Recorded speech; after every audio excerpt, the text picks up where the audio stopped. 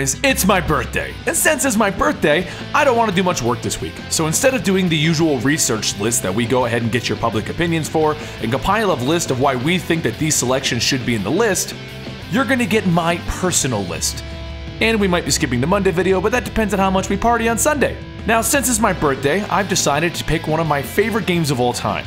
And I've chosen my favorite bosses in the Metal Gear Solid series. Now, this is my favorite bosses, and I'll give you a reason why each one of these guys got onto my list. And they're probably not going to match up with the bosses that would be on your list. So, let me know in the comments down below what your list is. Give me your top 6 bosses in the Metal Gear Solid series. And then what we're going to do is eventually put that together in a viewer's choice list. So, you want to help us decide how to make a top 6 list? Comment down below.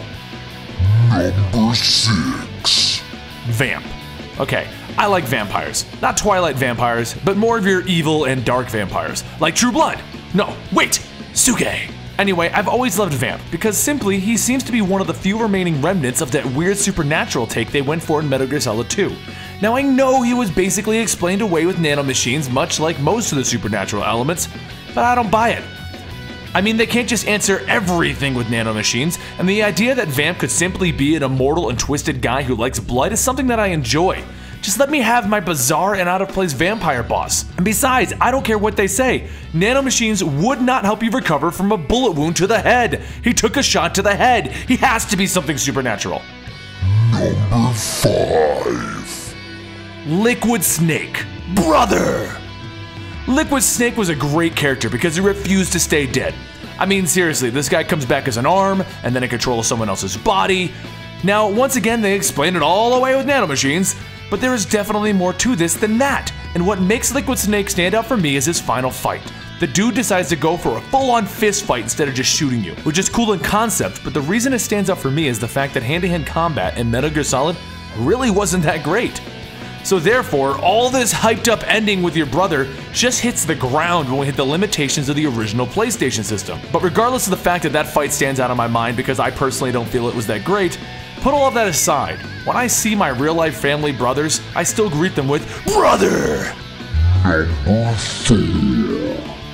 Sniper Wolf. I know the fight with the end as a sniper fight was more epic as a true sniper fight, but when I played the level against Sniper Wolf in the original game, my mind wandered into this epic, amazing sniper battle. I know it wasn't nearly as cool as my brain made it out to be, but the fight will always stand out as one of the greatest sniper fights I've ever had in a video game. Plus, Sniper Wolf is a hot chick from an era when I was like 13. Yeah, I think I know why I remember her so well now. Number 3. Solidus Snake. He gets higher on this list because of how bad the fight was. Seriously, I know some people may have liked that fight, but in my first playthrough on this game, the whole second half of the game made absolutely no sense to me. The AI's going glitchy, running around as a naked Raiden, fighting an endless swarm of Metal Gear Rays to only end the entire thing with a sword fight against the final boss in Washington, D.C.? It screamed B-action movie to me. And because of this, I loved it, don't get me wrong. I'm the kind of guy who actually loves campy and horrible things because I can see where they were going with it. I mean, come on, who here doesn't like the original Evil Dead series? The original, not this remake crap. But the moment that Solid Snake taps his bandana on his forehead and says infinite ammo, I lost it. It's like the ultimate fourth wall was broken down, and I know that's part of what they were going for this particular game, but to end the last bit of the game with a sword fight when my actual use of the sword has been minimal through the entire game just makes it stand out of my mind. It was just so awkward. But after all these years, I still remember that fight, so maybe that's what they were going for. Number 2. Fury. Okay, this is actually a new one for me, because I practically broke a controller over this.